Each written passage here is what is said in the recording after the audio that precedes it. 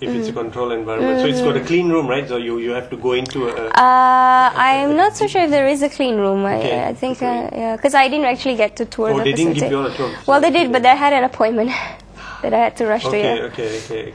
All right. Okay.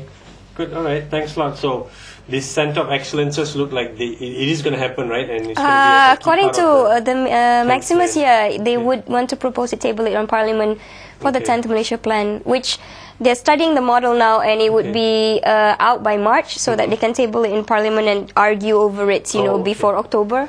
Okay. Yeah. So hopefully they share it with the industry too. I definitely there's consultative with the industry too on the COEs. Okay.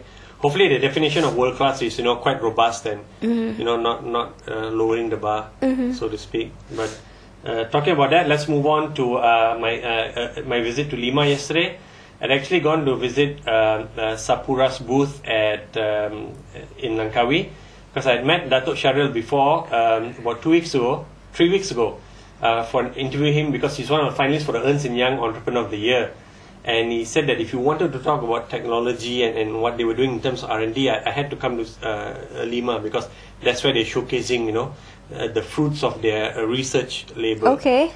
So, because they launched a center there called One Network. And basically it's just it looks like your typical command and control center, or your, like for a telco to be your NOC, Network Operating Center, right? And you've got a whole bunch of screens there, and it tells you your various assets, what's going on with them. Assets here could mean your gas pipelines, oil pipelines, your ships out on sea. It would have a military application, so your vehicles out there, your tanks and your planes are in the air too.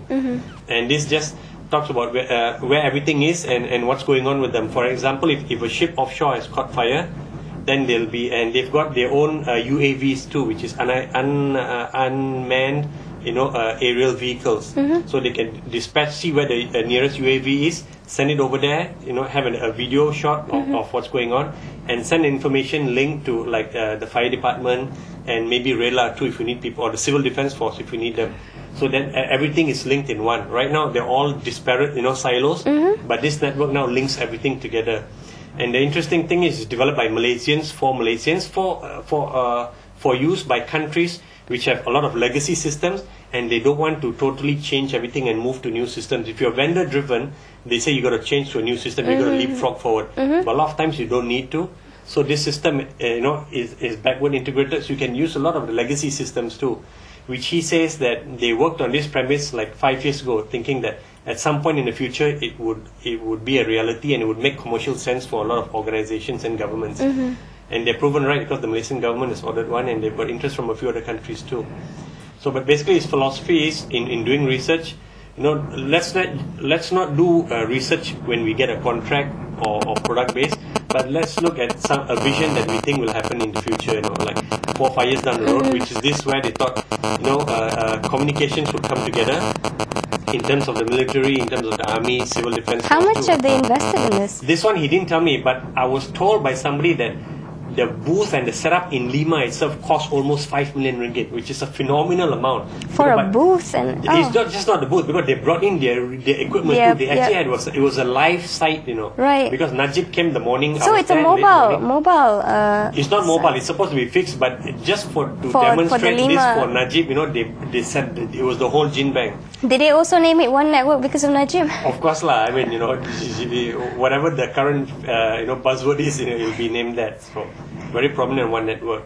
And there was a whole bunch of things going on there, which was quite interesting. But I was impressed with Sapura and Datuk Sharil, who's an engineer by training himself. And he later on, 10 years later, he got his degree from MIT, Masters in Technology Management. So, I think he said he's a real engineer himself. He loves to get down with the group, with his gang. And he's got over 150 engineers working on various projects. And he says even if a project fails, it's okay, because they learn from the failure, and maybe the level they've advanced with that technology can be used later at some point down the road. So it's never wasted. So I thought it was a very enlightened view of what knowledge, of what, working on R&D is from the engineering point, but it's technology because it's communications aspects of it that they're working on.